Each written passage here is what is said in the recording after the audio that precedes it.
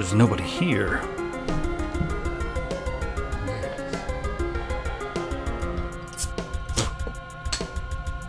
That means there's nobody to stop me from being crazy.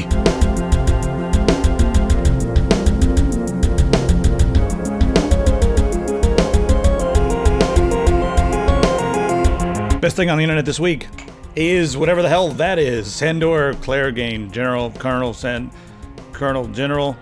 Sanders chicken? I don't know what I'm talking about. Need a website? Let's check out Squarespace. The whole idea with Squarespace is elegant and clean. There's no flashy menus and stuff like that. I mean, you can have it if you want, but really it's all about putting your content forward. Squarespace will also help you buy your domain name now, so you can just pay for everything with one transaction. You just type your domain name, it automatically fills out everything and lets you know what is available. You can load more. There's a lot of different options here, so go ahead and grab your domain name. Then you can build your website. You can start with just websites, $12 a month.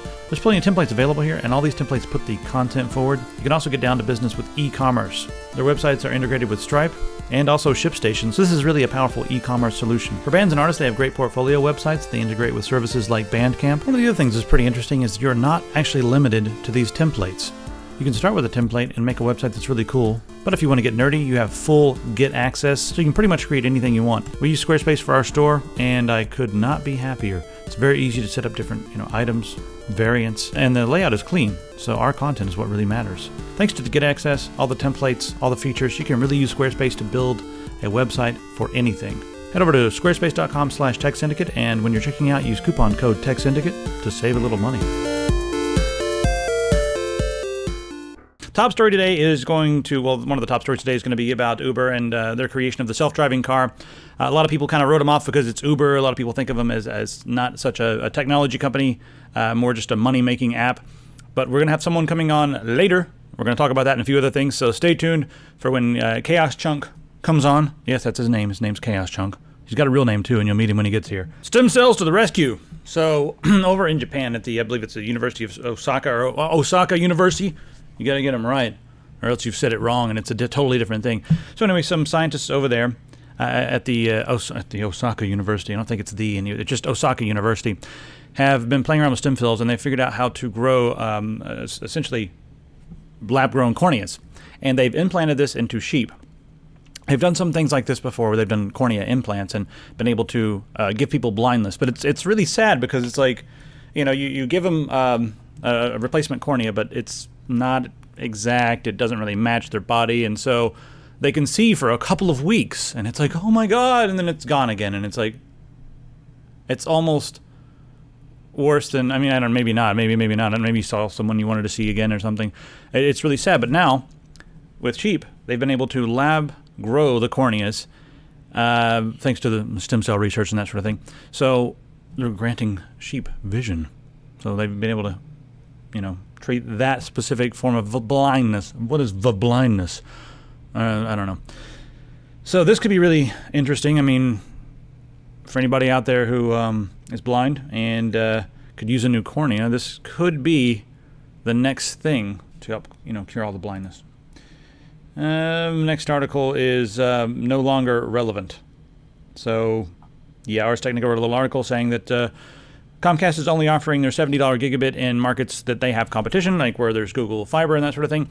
But it's actually not true. Now they're going to be in Chicago, and they're offering $70 gigabit. You have to sign a 3-year contract and do a few other things and sacrifice your firstborn child. But $70 gigabit is going to be a thing, and they also said that they are not going to limit your bandwidth, which is kind of interesting. I am hoping that a few other companies look at this, maybe Time Warner and some of the others, Charter, whoever else, and says, well, Comcast did it in a couple of markets, and Google's doing it. Maybe we have to do it. We're at the point where, they've lobbied, and like the public and better companies, and, here in Portland, you've got several different companies. You've got D-Wave and FiberSphere. They're smaller companies, and they're just rolling out fiber for $50 to $80 wherever. So hopefully some of these big companies will take a look at what what's happening and just what people want. Really, they can argue that people don't need it all they want, which is what they usually do. They argue that no one needs more than 5 megabits a second. Who needs more than that? Because they're the general public. They're just sharing muffin recipes and cat videos and fart stuff. They don't need more than 5. That's Comcast head executive Oscar Tervisna. That's his name, Oscar Tervisna. I don't know where the fuck he's from. Anyway, so Okay, Comcast, what else you got? You know, $70 gigabit in that area. What else you got? Because we called you here for Portland, and I was like, hey man, how much for a gigabit? And you guys are like, oh, we can do it for like $2,500. And I was like, ooh. CenturyLink will do it for $800. And then you're like, And then I said, yeah. And then I called up FiberSpear, and they're like, oh, yeah, we'll do it for like $80, dude. And I said, hey, well, why aren't you charging me a business fee? And he said, it's the same connection. It's fiber. We don't do that sort of nonsense. And I was like, oh. He's like, I mean, other companies sell, you know, you can call us at any time, and you'll get like high-tier professional support from someone reading a script, but it's like a little better somehow. Yeah. So hackers broke into the NSA. You guys might want to take a look at this. So there's a group calling themselves Shadow Brokers, and they have some tools and stuff that the NSA was using to essentially spy on people, bits of malware, but malware created by the NSA, and it all has the NSA's secret, you know, code number or whatever, their favorite code sequence. Right here it is, their 16-string thing. They seem to have this all over the place. It's all got that. But anyway, a lot of people were like, you know, we don't know if this is real, if it's really an NSA thing. Well, the Snowden papers confirmed that it looks like someone did hack into the NSA, and yeah. These are legit pieces of software. So what's interesting about that is, like, number one, the government's making malware to spy on people, whether it's citizens or non-citizens or whatever, probably other governments. And, you know, I'm sure Russia and China and everybody else, they're all making their own bits of malware, you know. They're all doing this. But now, with this kind of stuff out there in the world, other countries are going to be able to get their hands on this because, you know, it's up for bid. So say like Russia or China or someone, do they go ahead and grab this up? And now they've got a really good look at what the NSA is capable of as far as creating software and malware. You guys can go, and this is a huge article. This is not going to be a long episode of the tech because it's just me by myself right now. But if you guys really want to get into everything, it goes back and explains what this was, what it's for, how it's being used. It's an extremely thoroughly written article. So there you go. On over to a couple articles from the UK. This is on the private internet access. I didn't know these guys were writing articles, but I was on the website the other day and I was like, well, they got some articles? So private internet access, these are the guys, and they didn't pay for this, by the way, but these are the guys that I use as my VPN service. A lot of times it'll speed up YouTube if it's not, you know, playing quick enough. A lot of times it will, you know, just get me around like a content barrier that I'm dealing with from whatever reason. It helps a lot when you're traveling as well to get past content blocks and that sort of thing. So go ahead and check out private internet access. I'll put a link in the description. We get like a couple bucks as thanks, but it's the one I use on all my machines. It's on this machine. It's on my machine at home. So yeah, it's just fast and it works. So in the UK, they've done another crazy thing. Not only is the UK, as far as the entire developed world, it's the country that has like the most surveillance. They surveil the hell out of you guys, and I'm very sorry over there. When I was over there, I could just feel myself getting photographed. I'm walking around and I'm like, was I getting photographed? I'm in a hiking trail, like and you know, we're just walking. You know, I'm just walking through the woods, and it's like, oh, these trees are beautiful. And then I see a little plaque on one of the trees. It's like, be advised, CCTV in use. And I was like, what the hell? Like, what am I doing out here? I'm like, I'm out here chewing illegal bubble gum, you know, whatever. Like, oh, that flavor, I'm afraid, is esoteric. Well, no, can't have that in the UK. No, not quite. No, it's induces things in the brain that make you a bit too happy. I'm afraid we can't handle extreme happiness. No, must be like the weather. Yes. So anyway, they got this new thing where they're telling the ISPs that they have to censor websites that infringe on trademarks. And this is interesting because it's very, very broad. So what it will allow someone to do, let's just make a hypothetical here. Let's say like, De Beers or Rolex or something. They go online and they see a website that's selling a watch, and it's a clone. And they can be like, that's infringing upon our trademarks and our patents and everything. It's not just patents, now it's trademarks. You know, like, that's a little bit too close to our trademark. And so they can now tell the ISP, hey, that website, you got to pull the whole website down. And they don't make it just censor the one page, according to the article here. They pull the entire website down. So let's just think about this rationally now. We're going to need the Ministry of Stop It to come back here for a minute. So, something's on Amazon, right, from China. And it doesn't have to be from China. You can make a clone in America. You can make a clone in the UK. So let's just stop blaming China for all the clones. China, you make all the clones. Anyway, so you go online and there's something from China. And it's a clone of the thing. So the ISP goes and says, hey, on Amazon, this is a clone. And potentially, according to the wording of the law, you could remove Amazon from the UK. That's it. Just take it down. Blam. Millions of dollars in damages to Amazon done because of a ridiculous law. I don't think it'll happen that way, but it potentially could because of the wording of the law. I think what will happen in those cases, they might just take down the page or something. But the way the law is worded is not so good, guys. Yes. Yeah, a little bit of some coffee. What about some coffee break, You guys want a coffee intermission? You guys should go get coffee. I'm going to get a coffee. Oh, no, what's happening with the thing? I have to be in this general area.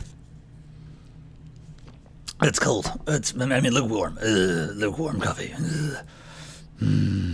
right, let's head back over to the USA and look at some court cases. So here, this is a very interesting court case and sort of a win for the public, but the Eastern Virginia District Court has ruled that ISPs do not have to turn over just general user data to copyright holders who say, like, hey, this IP address they hear, they're downloading some of our stuff, and you're like, can you please just give it their details, and we need a name and an address that's associated with this so we can bully the shit out of them. Okay. This is the guy who's in charge of content for the America. So that's interesting. I'm wondering if this is going to get fought, but it's weird because it's always the ISPs who are just like providing a service, It's weird. All right, next up, Microsoft. They've broken millions of webcams with their Anniversary Edition update. And see, this is the thing. Now, they fired Jerry, a.k.a. Barnacles. They fired him, right? And he was one of the guys over at Microsoft who was just testing out all of the new hot fixes and all the new updates and all that kind of stuff. They had a whole team of people that were testing all that stuff, and then they fired them all. So after they fired them all, have you guys noticed that, like, sometimes the hot fix will be a hot mess and it'll be a hot break and then your computer will just not work anymore? I've had lots of issues like that myself. We are now the beta testers for Microsoft, and with the Anniversary Edition update, I mean, they're calling it the Anniversary Edition. It's a big thing. It's getting lots of headlines. Could you guys get at least a few people to test this thing out? What they've done here is they've discovered that there's a slight issue with some webcams where they're trying to reduce overhead, and so they basically said, you know what? USB webcams can only do the YU-Y2 encoding. They can't do M.H.264. M.H.264. I was about to say MJPEG. MJPEG or H.264, otherwise known as M.H.26JPEG 4, if you run them at the same time. But because that's what was happening. So what was happening is they were having an issue where if they didn't disable two of them, some of the webcams on the market would be trying to do two encoding things at the same time, and it would just be a mess because it would just be using too much juice, too much processing power. So they just made it so that they only use the one type of encoding, but that doesn't make some webcams happy. And of course, it didn't brick the webcams. This article, when I read the headline, I was like, oh no, they've broken millions of webcams. No, they have made millions of webcams stop functioning with their version of Windows. They haven't broken them. Yeah, but anyway, they said they're working on an update, but still, Microsoft, get your shit together. What the hell? Do I have to drive up there to Redmond and give you all a spanking? I'll do it. I mean, I will. It's like 3 hours. I can be there in 3 hours. Satya Nadella, do you understand me? Could be there in 3 hours. Just spanking. Oh, that's good coffee. No, it's not. Hey, speaking of battery, oh my God, I had a good segue. But it caught on fire because it was using an old battery. So there is a new type of thing that someone's working on. I'm trying to find it. I believe it's in, what's the name of the company? Solid Energy Systems, that's it. It's a team from MIT, and they've developed a new battery that's half the size and just as powerful, or you can make it the same size and twice as powerful. And one of the things they're doing, instead of like usually using a separation layer between your lithium ion or your lithium metal, they're doing the ultra thin lithium metal and then just putting a very thin sheet, and that can more ions and that sort of thing. I don't know. I'm trying to sound smart, guys, and it's not working. I should be a janitor. I'm just saying all this crap to make the show longer, but basically we're going to have bigger batteries soon. And because the reason is that they can use standard tooling, or not tooling, but standard machines, like the same machines they use to make the regular lithium-ion batteries. They can use those same machines to start making this. So it's like, hey, we're not going to need to develop all new machines and new tooling and build new factories. We can use the same old stuff to make brand new batteries. So that's freaking awesome. You imagine like a cell phone the size of like, the Galaxy, or the Samsung Galaxy, or the G5, or the OnePlus 3, that size, but 6,000 milliamp hours instead of the 3,000 or 4,000 or whatever they come with. That's pretty cool. This is dumb. I'm gonna skip this. Hey, ReactOS. I'm just curious out there in the audience. ReactOS just had a new update. But it got me thinking, ReactOS is an open source alternative for Windows environment, essentially. It's not like some of these Linux clones that like people are trying to be like, hey, we made a Linux clone. And why does everyone have such a weird voice today? This is the Linux person. Oh, we have a Linux clone, and the Linux clone looks a lot like Windows, and using Wine can run several binaries. And this is not what this is. This is a fully open source thing, and it is not Linux. It's written from the ground up, and it's made to use, or I guess open a bunch of Windows programs. It's got pretty decent compatibility, not all across the board. It's ugly. I mean, to me, it looks like Windows got old school Windows, but you know what? Whatever. It's a Windows clone that's open source. I want to know if anybody out there is using this or has tried this. And would you guys, as we start to do more OS videos, we're going to start comparing some versions of Linux and that sort of thing. Would you guys like to see this one thrown into the mix? Want us to play around with it? I mean, it would be a time investment. I want to make sure that people are going to watch this. So I'll judge, based upon the comments down there, how many of you guys want to see this. All right, guys, Epic Pants. Check this out. This skull right here. It's being blocked by the Yeti. There we go. Let's put this over here. Oh, no. Autofocus. Because no one's here to focus. I can barely even focus myself. The skull right here, you got about like 2 or 3 more, about a week to buy it. But you better get this skull if you're going to get a skull. It's probably the only time we're ever going to do a skull, and it's got our PCB and our logo on it. Yes, our PCB. What have I given away? We do have some new stuff coming out pretty soon. So there's a skull shirt. Gabe Newell HEV shirt is doing very well. I've actually seen one in the wild. Yes, wandering around the streets. I was like, how about that over there? I hid in the bushes. And then I jumped out and scared him and all his friends. He spilled his Lipton iced tea. Did they even make that anymore? All these products here, if you don't buy them, I'll probably put wasps in your underwear. You like that, don't you? If you like it, then I won't. Because I don't want to do it. It's got to be a bad thing, So if you're into that, if you're someone who like regularly puts wasps in their pants for an excitement type experience, my grammar isn't I can't. Okay.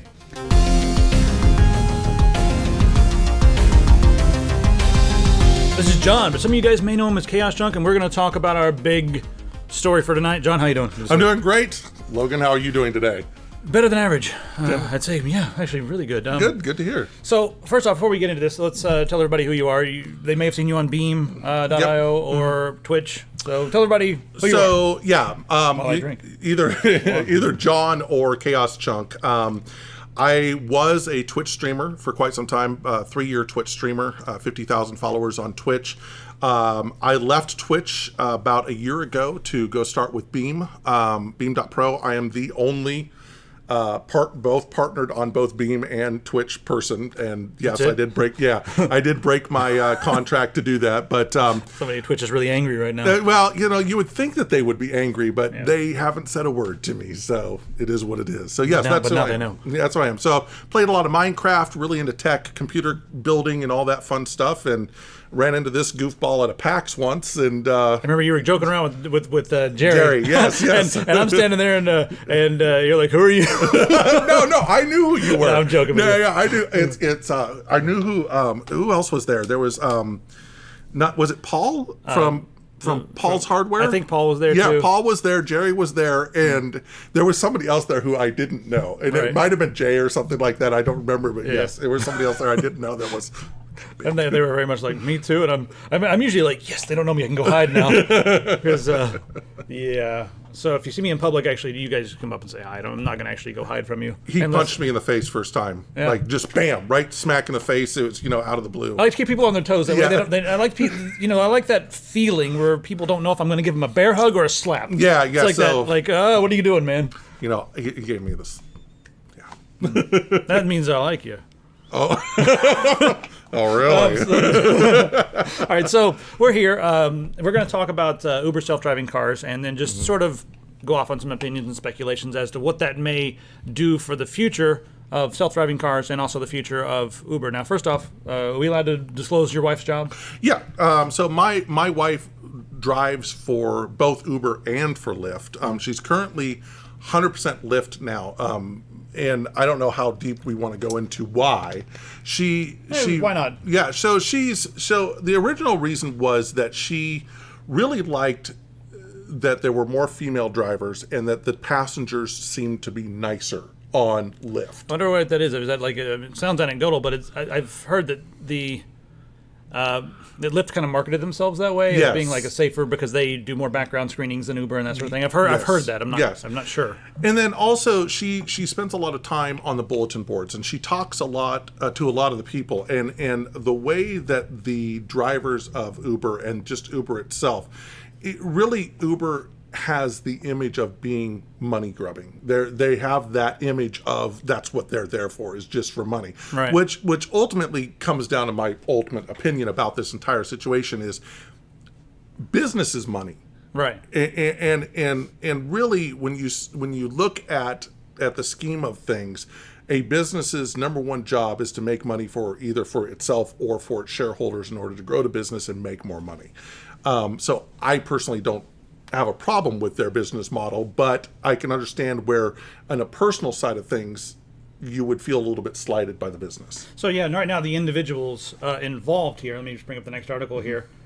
They're feeling dejected. Yes. They're like, oh, we're just rentals. Yes. Yeah, that was one of the quotes in the article where was the guy said that he felt like he was just a rental and stuff like that. But ultimately, human beings are the number one cost to a business, pretty much. And you have to look at it that there's a couple of reasons why I fully understand why Uber is getting into this situation.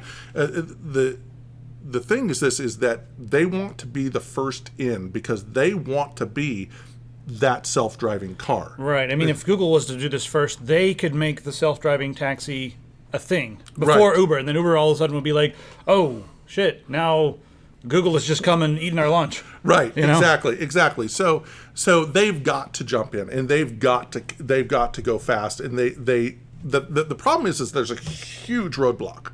There's a gigantic roadblock in this entire situation, and that's the fact that currently it is illegal for a car to drive by itself. Right. So they have to have an engineer inside. They're testing it out. I believe it's in Philly. Is that what it said? I bet somewhere. They're testing in Philly, and they have to have an engineer.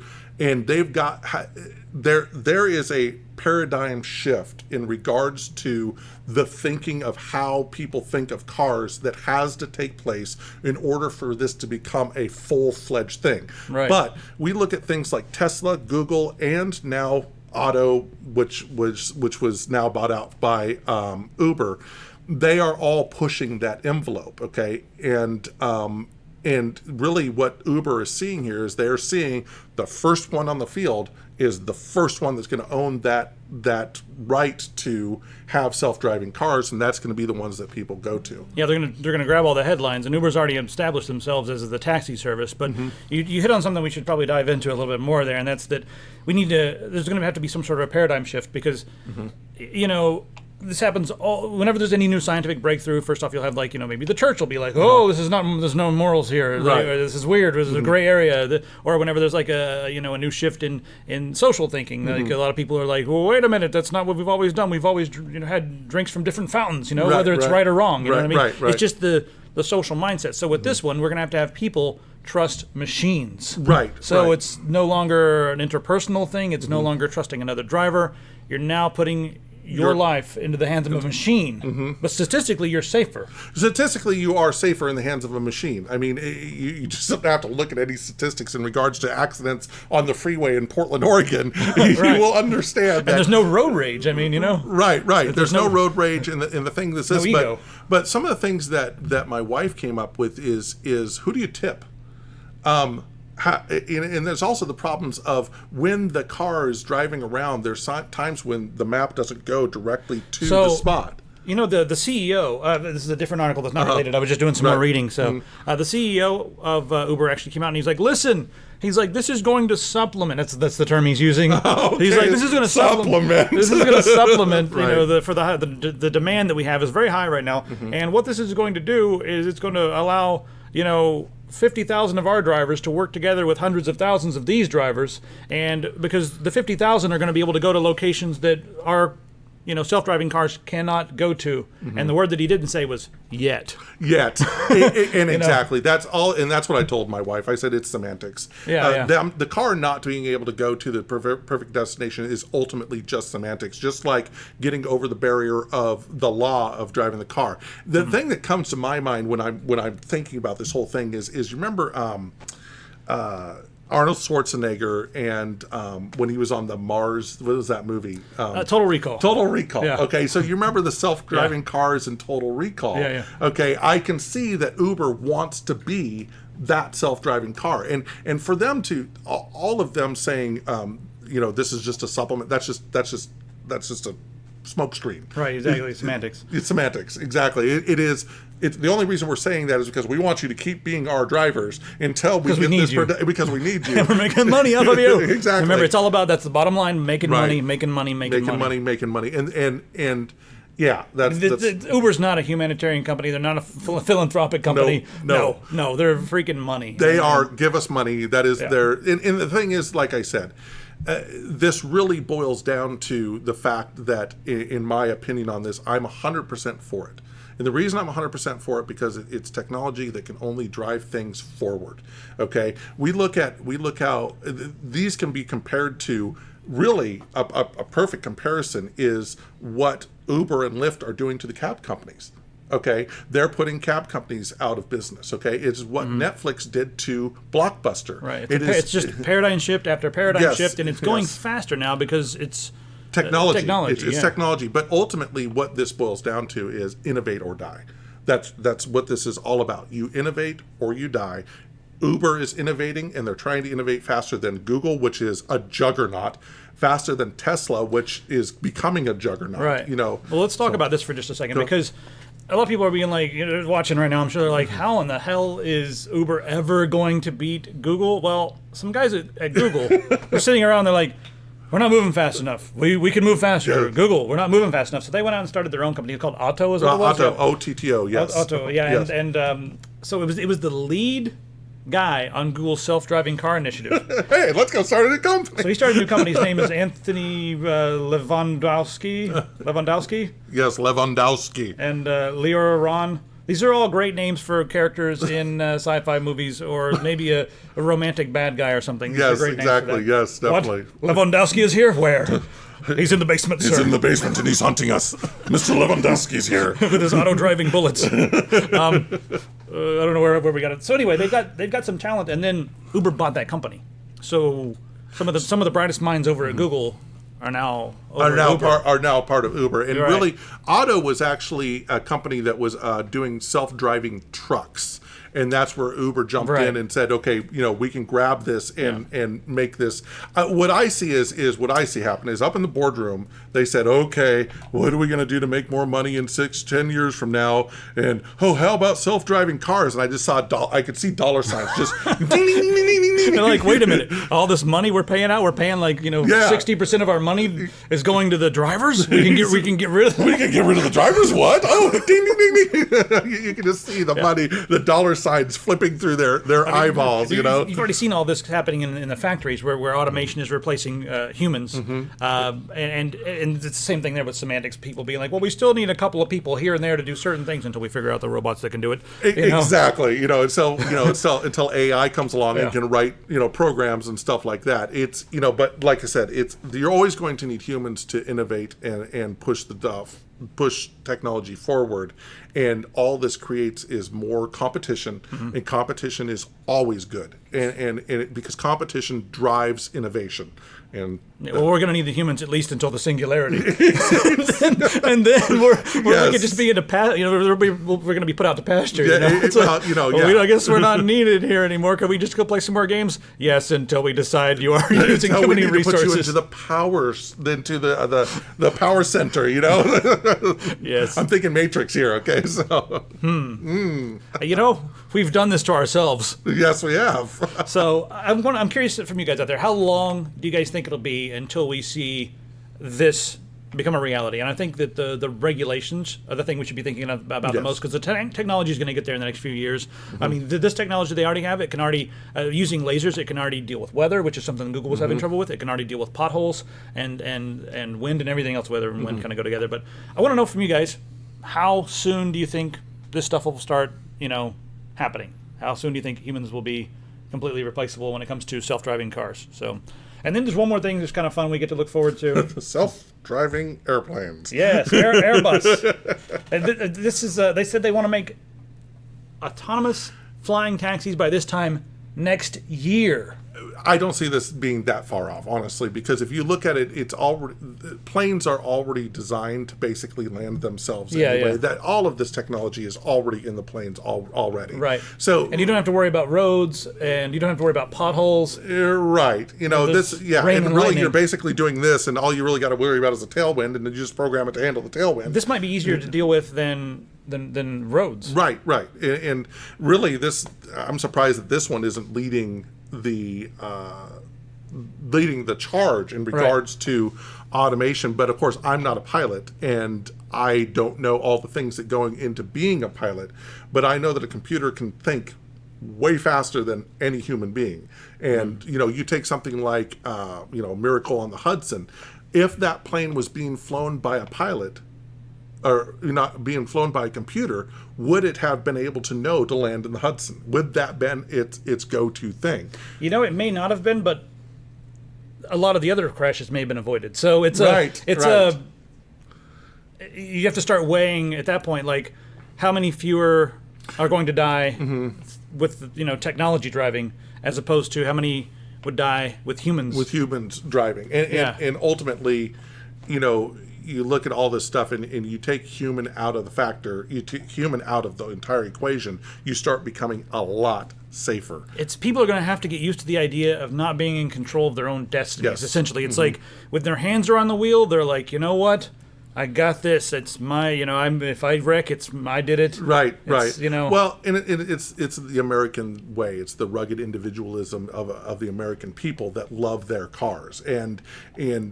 But I want to know if other countries. I wonder if other countries that the sentiments are different or something. They are, or we know that America has a love affair with the automobile, and that our want to stay in the car is a lot larger than other countries out there. Okay, because you look at all the mass transportation that you have, through Europe and stuff like that completely shows that they're all about moving away. But I also believe that there's a shift coming in our current generation. Our current generation is the generation that is not liking the status quo. And our current generation is going to start driving away from the wastefulness of a gas-powered freaking car, and so on and so forth. And so we can see this with Elon Musk. We can see this with other people that are coming up and starting these businesses that are all about clean energy and all about driving this forward to get away from what we've been doing. All right, guys. I want to know what you guys think. Put it in the comments, preferably on the website. I don't really look at YouTube that much because it's too many. Put them on the website if you can. And say hi to John.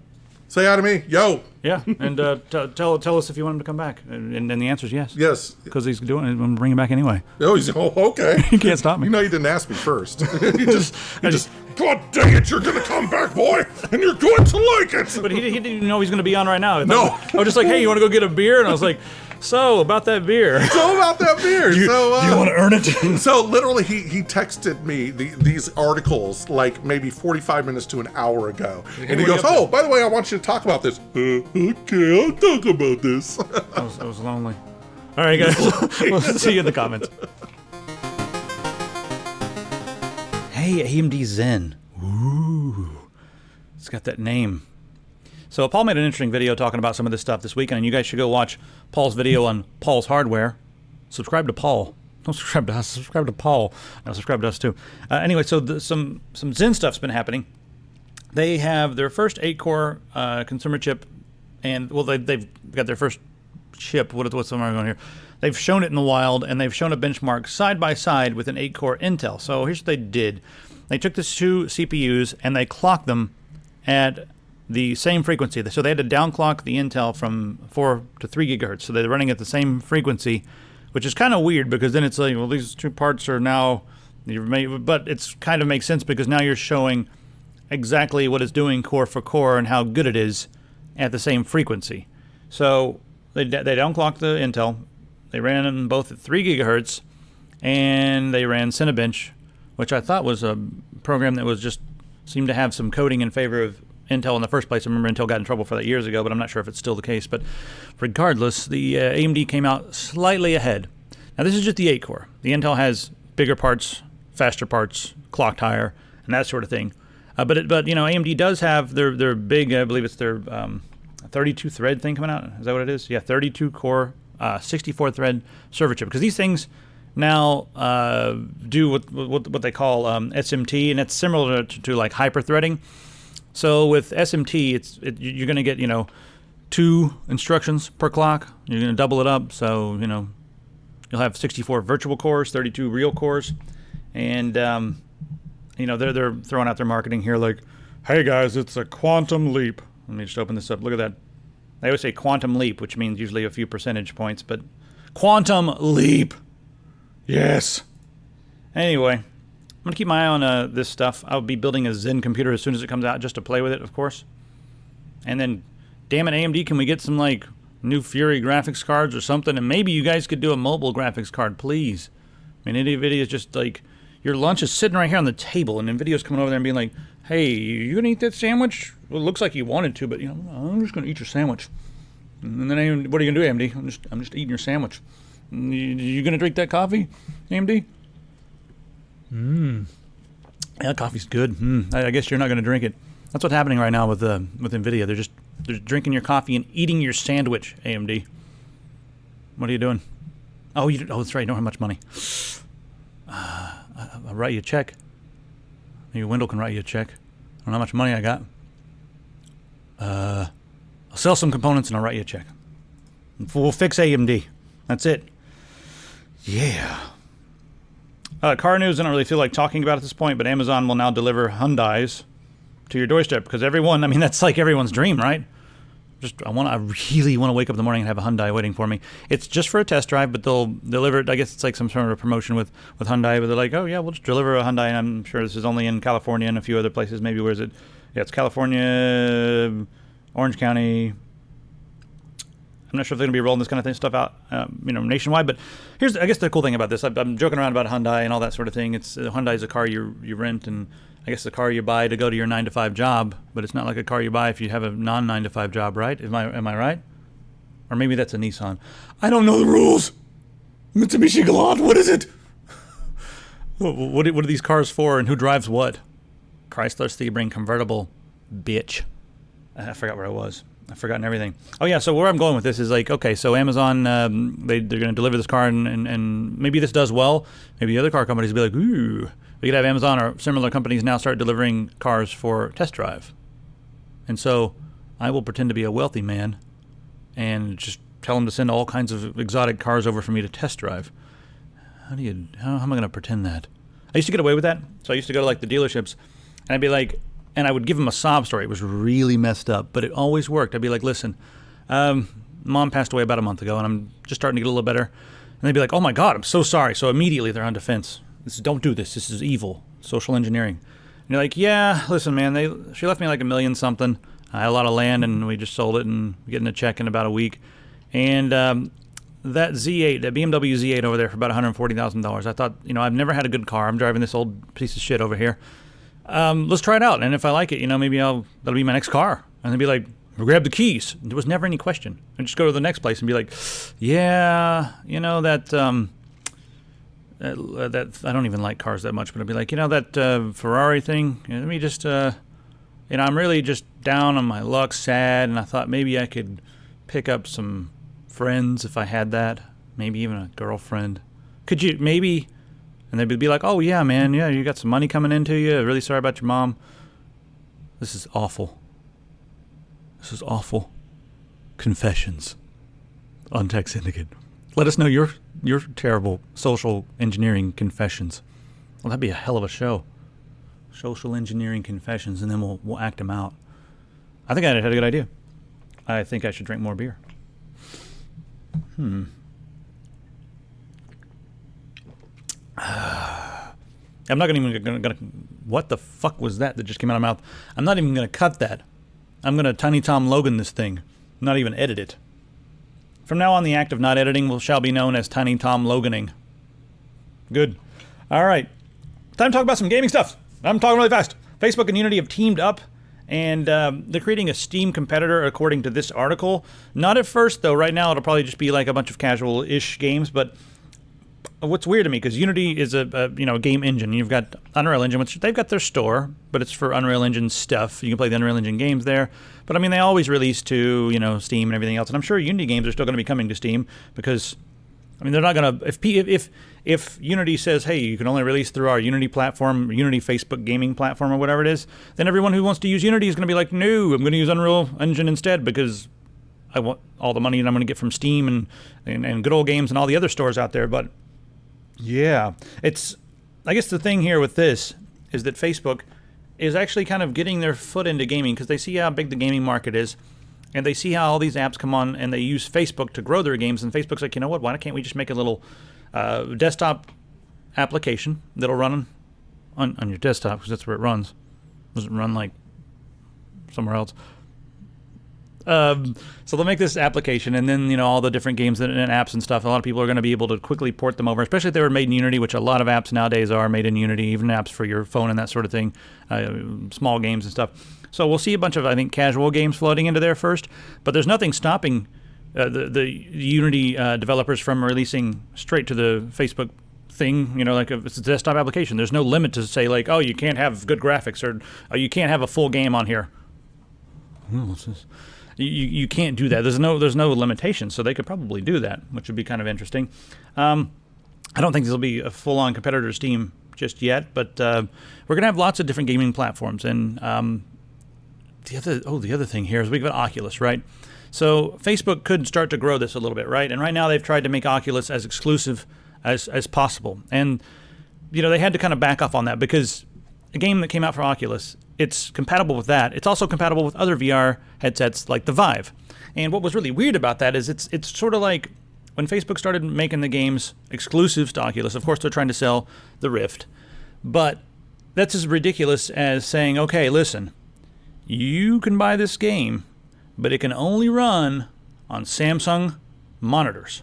No LG monitors, no Dell monitors, only Samsung monitors. That's how ridiculous this is. Because right now the technology is pretty much, there's no like huge difference in technology between the Rift and the Vive and that sort of thing. It's doing the same stuff, VR headset. So if there was some sort of big major technological difference, like it was a console that had a different whatever, maybe. But no, it's still running on a computer and zapping it into your brain with the VR headset. That's how it works. So I'm wondering if they start to grow this, and then they start saying, hey, listen, Oculus Rift games must go here, and this is the primary platform for it, and then trying to lock it down into it. They love walled gardens, and they love being able to harvest your data.